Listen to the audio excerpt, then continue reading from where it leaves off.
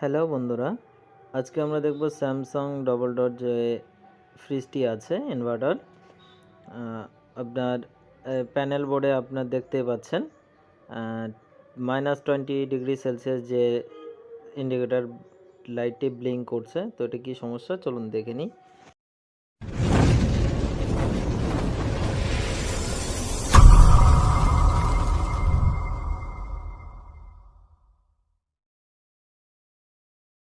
আপনাদের কাছে অনুরোধ, ভিডিওটি শেষ পর্যন্ত দেখবেন এবং ভালো লাগলে একটি লাইক করবেন।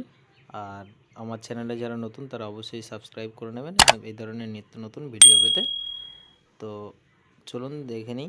আমরা ফ্রিজটিতে লাইন দিয়েছি, দেখতে পাচ্ছেন আমাদের মেন বোর্ডে লাইন চলে এসছে, ইন্ডিকেটর জ্বলছে। তো আমরা লাইন দিয়ে দিয়েছি আমাদের যে পাশের বোর্ডটায়, বড় বোর্ডটাতে, এটাতেও লাইন চলে এসছে। টেস্টার দিয়ে দেখাচ্ছি আপনাদের।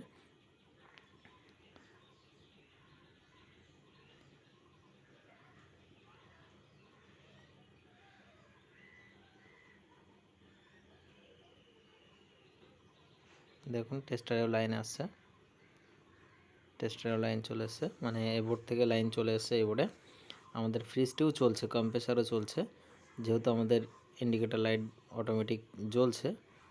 তো দেখুন আমাদের ফ্রিজটি চলার পরে আমাদের -20°C যে এলইডি লাইটটি, ইন্ডিকেটর লাইটটি, ওটা ব্লিঙ্ক করছে। তো এটা কি সমস্যা হলে এই লাইটটি ব্লিঙ্ক করে, তো সেটাই হচ্ছে আমাদের জানা।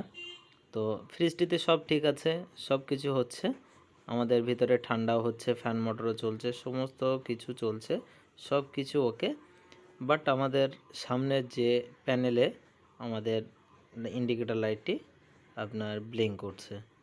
তো আসল কারণ হচ্ছে, চলুন পিছনে যাই, ব্যাক সাইডে আমরা চলে এসেছি। ব্যাক সাইডে আমাদের যে সেন্সারটি লাগানো থাকে ব্যাক সাইডে, দেখুন সেন্সারটি আমি লাগিয়ে দিচ্ছি ব্যাক সাইডে। যে সেন্সারটি, এই সেন্সারটি লাগিয়ে দিয়েছি। দেখুন এখন আর ব্লিঙ্ক করছে না, দুটোই জ্বলে আছে।